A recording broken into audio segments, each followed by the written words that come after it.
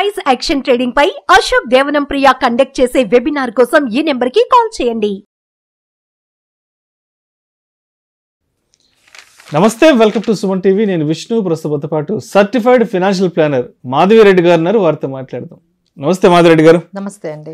మాధవిరెడ్డి గారు, యాజ్ యూజువల్గా వీకెండ్లకు అడుగు పెట్టేశాం. మార్కెట్ల విషయానికి వస్తే ఏమో సెన్సెక్స్ ఏమో 80,519 వద్ద శుక్రవారం నాడు క్లోజ్ అయింది. అండ్ నిఫ్టీ ఏమో 24,502 వద్ద శుక్రవారం నాడు మార్కెట్ క్లోజ్ అవ్వడం జరిగింది. ఏంటి ఇక్కడి నుంచి మార్కెట్లు ఏ విధంగా ముందుకెళ్ళే అవకాశం ఉందంటారు? సో మార్కెట్స్ అయితే లాస్ట్ వీక్ కూడా మనకి ఆల్ టైమ్ హైని మళ్ళీ ఇంకొక ఆల్ టైమ్ హైని అయితే టచ్ చేస్తున్నాయండి. సో ఎవ్రీ వీక్ లాగే లాస్ట్ వీక్ కూడా చాలా పాజిటివ్గా అంటే ఎస్పెషల్లీ ఫ్రైడే రోజు అండి, ఎస్పెషల్లీ ఫ్రైడే రోజు అయితే చాలా మనకి మార్కెట్లో చాలా పాజిటివిటీ అనేది కనిపించింది. సెన్సెక్స్ ఆల్ టైమ్ హై అయితే 80,893. మేబీ నెక్స్ట్ వీక్ మనం 81,000 టచ్ చేయడంలో మనం చాలా దగ్గరలో ఉన్నాము. అలానే నిఫ్టీ ఆల్ టైమ్ హై 24,592. మీరు అన్నట్లుగా అది 24,502 దగ్గర 186 పాయింట్స్ తో మనకి నిఫ్టీ అనేది క్లోజ్ అయింది. సో ఇదంతా కూడా మనకి కార్పొరేట్ ఎర్నింగ్స్ ఎఫెక్ట్ అని చెప్పొచ్చండి. అలానే గ్లోబల్ గా కూడా చాలా పాజిటివ్ గా ఉంది. సో ఈ పాజిటివిటీ అంటే గ్లోబల్లో ఉండే మనకు ఆ పాజిటివిటీ అక్కడ మార్కెట్స్ క్లోజ్ అవ్వడము, అదేవిధంగా మన corporate results especially HCl tech కానీ, ఐఆర్ఈడిఏ కానీ, తర్వాత మనకి టీసీఎస్ కానీ మంచి కార్పొరేట్ ఎర్నింగ్స్ అనేవి ఇచ్చాయి. సో దాంతో మనకి మార్కెట్స్ ఇంత పాజిటివ్గా మనకి క్లోజ్ అయ్యాయని చెప్పొచ్చండి. సో కమింగ్ మనం ఇదే కంటిన్యూ అవుతుందండి, ఇదే ట్రెండ్, మనకి ఇదే ఈవెంట్ అనేది చాలా ఇంపార్టెంట్.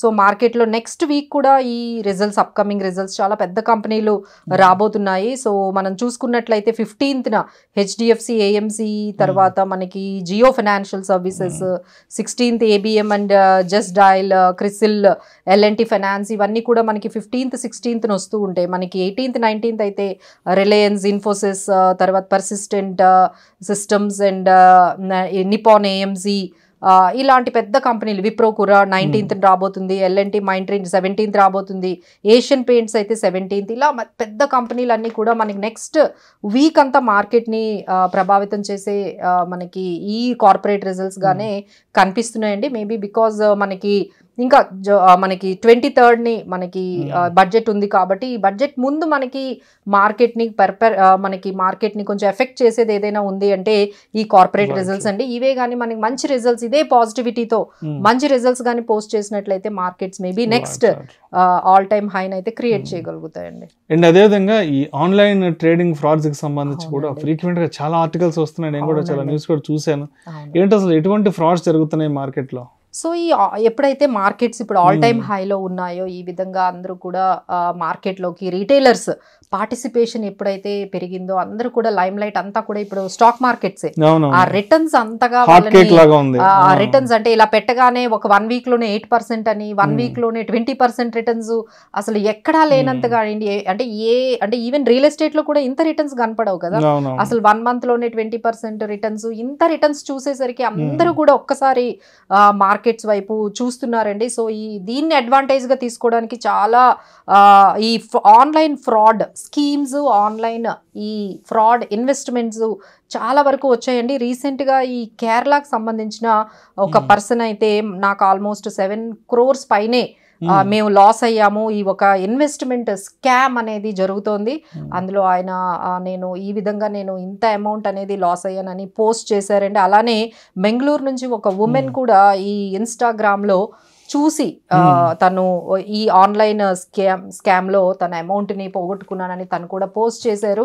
సో ఈ విధంగా lakhs and crores పోగొట్టుకుంటున్నారండి. So everyone need to be very careful. ఒక్కసారి అయితే మీరు ఈ వాట్సాప్ గ్రూపుల్లో కానీ మీరు జాయిన్ అవ్వడం కానీ, టెలిగ్రామ్ గ్రూపుల్లో జాయిన్ అవ్వడము, లేకపోతే ఎస్పెషల్లీ ఈ సోషల్ మీడియా ప్లాట్ఫామ్స్ ద్వారా కూడా ఇలాంటి అంటే వాళ్ళు వచ్చినా రాకపోయినా వాళ్ళని చాలా ఎగ్జాగరేట్గా చేసి ప్రాఫిట్స్ని చూపిస్తున్నారు. అవి చూడగానే వాళ్ళు నిజంగానే ఆ స్క్రీన్ షాట్స్ ఏవైతే ఇలా ప్రాఫిట్స్ వచ్చాయి, మాకు ఇంత ప్రాఫిట్స్ వచ్చాయని చూపించగానే ఓకే మనం మనీని డబుల్ ట్రిపుల్ చేసుకోవచ్చు. ఎస్పెషల్లీ యంగర్ జనరేషన్ అయితే వీటిని వెంటనే బిలీవ్ చేసి స్మాల్ అంటే షార్ట్ టర్మ్లో మనం మనీని ఎక్కువగా క్రియేట్ చేసుకునే ఈ మార్గం ఏదో బాగుందని చెప్పి చాలా మంది దీంట్లోకి ఈ స్కామ్స్ లోకి వచ్చేస్తున్నారండి. అలానే మనీ కూడా పోగొట్టుకుంటున్నారు. So everyone has to be very careful అండి అబౌట్ దిస్. అండ్ అదేవిధంగా ఇన్ఫ్లేషన్ డేటా కూడా రావడం జరిగింది కదా, ఏంది అసలు ఆ సర్వే ఏం చెప్తుంది? సో ఇన్ఫ్లేషన్ డేటా అయితే కొంచెం మనకి డిసప్పాయింట్ గానే ఉందండి. ఎందుకంటే మన ఎక్స్పెక్టేషన్ ఏంటంటే 5% బిలో ఇన్ఫ్లేషన్ ఉండాలి, అప్పుడైతేనే మనకి ఆర్బీఐ రేట్ కట్ అనేది వస్తుంది. ఎందుకంటే మనం అందరం కూడా ఎప్పటి నుంచో రేట్ కట్ ఒకటి రావాలి, మార్కెట్లో ఇంట్రెస్ట్ రేట్స్ చాలా ఎక్కువగా ఉన్నాయి, మనం ఏదైతే ఈ లోన్స్ తీసుకున్నామో దాని మీద కూడా చాలా ఈఎంఐస్ కడుతున్నాము, కొంత రిలీఫ్, ఈ ఇన్ఫ్లేషన్ ఒకవైపు, ఈ ఇంట్రెస్ట్ రేట్స్ పెరగడం ఒకవైపు, అందరూ కూడా చాలా ఇబ్బంది పడుతున్నారు. రేట్ కట్ ఒకటి వస్తే బాగుంటుందని ఎదురు చూస్తున్నారండి. బట్ అది ఇప్పుడు అవకాశం లేనట్టుగానే కనిపిస్తుంది. ఎందుకంటే సిపిఐ ఆల్మోస్ట్ 4 month హైకి వెళ్ళిందండి 5%. ఎందుకంటే మనం రీసెంట్గా చూసాము అన్ని వెజిటబుల్స్, ఫుడ్ ప్రైజెస్ అన్ని చాలా పెరిగాయి. వెజిటబుల్స్ ఎస్పెషల్లీ ఫుడ్ ప్రైజెస్ పెరగడంతో ఈ ఇన్ఫ్లేషన్ అయితే 5.08% మనకంటే అంటే ఎక్స్పెక్టేషన్ అయితే 4.8% ఉంటుంది అనుకున్నారండి. But it is above 5%. So మనకి ఈ రేట్ కట్ అనేది నియర్ టర్మ్ లో లేకపోవచ్చు అన్నట్టుగా కనిపిస్తుంది. This is little bit disappointing news అండి for the inflation and interest rate cut మీద మనకి ఇది డిసప్పాయింటింగ్ న్యూస్ అని చెప్పొచ్చు. అలానే వాళ్ళకి ఇండెక్స్ ప్రొడక్షన్ ఇండెక్స్ గురించి కూడా ఎలా ఉంది, ఇండస్ట్రియల్ ప్రొడక్షన్ డేటా కూడా మనకు వచ్చింది. అది మాత్రం బెటర్ దాన్ ఎక్స్పెక్టెడ్ అండి. అంటే మనకి ఏదైతే మంత్ ఆఫ్ మేలో వాళ్ళు అనౌన్స్ చేశారో చాలా బాగుంది, మనకి ఆ గ్రోత్ అనేది ఇండస్ట్రీ అవుట్పుట్ అనేది బాగుంది అనేది ఎక్స్పెక్టేషన్ వచ్చింది. That is a positive news for the market. So ఈ విధంగా ఒకటేమో కొంచెం disappointing news inflation and good news from industrial output index. And అదేవిధంగా మాన్సూన్స్ విషయానికి వస్తే అంటే దేశవ్యాప్తంగా కూడా విస్తారంగా వర్షాలు కురుస్తున్నాయి, దేశవ్యాప్తంగా విస్తారంగా మాన్సూన్స్ కూడా వ్యాప్తి చెందాయి కాబట్టి అండ్ మార్కెట్స్ కి ఇది ఎంతవరకు మైలేజ్ అవుతుంది అంటారు?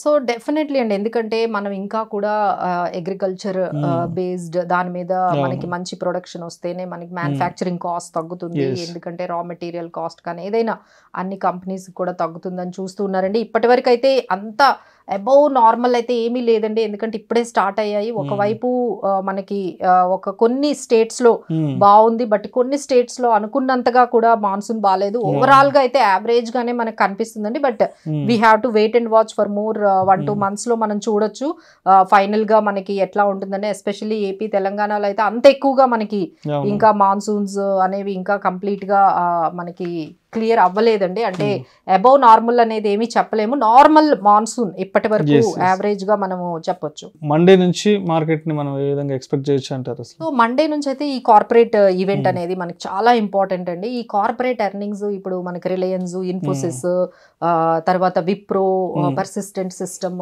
హెచ్డిఎఫ్సి, ఇలా అన్ని పెద్ద పెద్ద కంపెనీలన్నీ కూడా నెక్స్ట్ వీక్ మనకి కార్పొరేట్ ఎర్నింగ్స్ ఇవ్వబోతున్నాయి. సో వాళ్ళు కానీ మనకి మంచి excellent returns and estimates, market estimates above కానీ వాళ్ళు రిజల్ట్స్ కానీ అనౌన్స్ చేసినట్లే definitely market can reach to next level. మనకి సపోర్ట్ లెవెల్స్ అయితే ఆల్మోస్ట్ 24,000 దగ్గర, 24,200 దగ్గర మనకి మంచి సపోర్ట్ లెవెల్ ఉంటే, మనకి రెసిస్టెన్స్ లెవెల్ అయితే 24,600 and 650 వరకు కూడా మార్కెట్స్ ఆ రేంజ్ వరకు కూడా, అంటే 24,600, 24,650 వరకు వెళ్ళే అవకాశం అయితే మనకి ఆ రేంజ్ 24,200 నుంచి 24,650 వరకు ఆ రేంజ్ కనిపిస్తుందండి. So let's hope corporate earnings will take the stock market to the next life time high. So Madhav Reddy గారు, అదేవిధంగా ఎస్ఎంఈ ఐపీఓస్ కూడా చాలా హ్యూజ్ గా మార్కెట్లోకి వస్తున్నాయి కాబట్టి అంటే వీటిని మనం ఏ విధంగా చూడాలంటారు? సో ఎస్ఎంఈ ఐపీఓలు అయితే చాలా మనకి న్యూస్ అయితే ఫ్లోట్ అవుతూ ఉందండి. ఎందుకంటే ఒక్కొక్కటి మనకి 200% కూడా లిస్ట్ అయ్యాయి. దాన్నే సెబీ ఈ మధ్య ఒక క్యాప్ అంటూ పెడుతూ ఏదైతే మనకి ఐపీఓ లిస్టింగ్ వస్తుందో అది 90% కన్నా అబౌవ్ లిస్ట్ అవ్వకూడదు అని చెప్పి ఒక క్యాప్ అయితే పెట్టారండి. సో ఈ క్యాప్ పెట్టేంతగా ఈ ఎస్ఎంఈ ఐపీఓస్ లిస్ట్ అయితే అవుతున్నాయండి. ఆల్మోస్ట్ ఒక్కొక్కటి 150%, 180 times కూడా మనకి లిస్టింగ్ అనేది వస్తుంది. సో ఇప్పుడు కొత్తగా మనకి ఈ కరెంట్ ఐపీఓస్ మనం చూసుకున్నట్లయితే సహజ్ సోలార్ అనే ఒక కంపెనీ SME వస్తుందండి. 11th జూలైని స్టార్ట్ అయ్యి 15th జూలై వరకు ఉంటుంది. Issue size 52 crores. Price band అయితే ఒక్కొక్క షేర్ 171 నుంచి 180 వరకు ఉంటుందండి. Lot size 800 shares. ఇది ఎందుకంటే మనం కొంచెం ఇంపార్టెంట్గానే చెప్పుకోవచ్చండి సహజ్ సోలార్ అనేది, ఎందుకంటే ఇప్పుడంతా కూడా మనకి సోలార్ అండ్ గ్రీన్ ఎనర్జీకి సంబంధించింది చాలా పాజిటివ్గా సెక్టార్ ఉంది కాబట్టి దీన్ని కొంచెం మనము రాడార్లో పెట్టుకోవచ్చండి. ఆ తర్వాత సతీపోలి ప్లాస్ట్ లిమిటెడ్ అనే ఒక కంపెనీ వస్తుంది. ఇది 12th జూలై ఓపెన్ అయ్యి 16th జూలై క్లోజ్ అవుతుంది. ఇది కూడా 17 crores ఇష్యూ ప్రైస్ ఉంది. లాట్ సైజ్ 123 నుంచి 130 వరకు ఒక్కొక్క షేర్ ప్రైస్ బ్యాండ్ పెట్టారండి. నెక్స్ట్ మనకి ఈ పిజాల్ విజిటెక్ అనే కంపెనీ ఉంది. దాని issue date 12th to 16th ఉంది. ఇది 82 రూపీస్కి 82 నుంచి 87 వరకు ఉందండి. అలానే మనకి ఎలియా కమోడిటీస్ లిమిటెడ్ అనే కంపెనీ SME వస్తుంది. Issue date 12th and closing date 16th and price band 91 to 95. So వీటన్నిటిలో కూడా మనకి ముందుగానే చెప్పినట్టుగా ఈ సహజ్ సోలార్ లిమిటెడ్ ఒకటి, తర్వాత ఈ 3M పేపర్ అనే బోర్డ్స్ లిమిటెడ్ అనే ఒక కంపెనీ వచ్చిందండి. దాని ఇష్యూ డేట్ 12th నుంచి 16th వరకు ఉంది. Issue size 39 crores. ప్రైస్ అయితే 67 రూపీస్ అండ్ 69 రూపీస్ మధ్యలో ఉందండి. మీరు 2000 షేర్స్ లాట్ సైజ్ తీసుకోవాల్సి ఉంటుంది. సో ఇవి కొన్ని ఇంపార్టెంట్ అండ్ మనకి SMEs అయితే రాబోతున్నాయండి. సో అందులో మనకి Sahaj solar limited and 3M paper boards limited కొంచెం ఇంట్రెస్టింగ్ గా కనిపిస్తుంది. Thank you so much Madhu Reddy గారు. Thank you.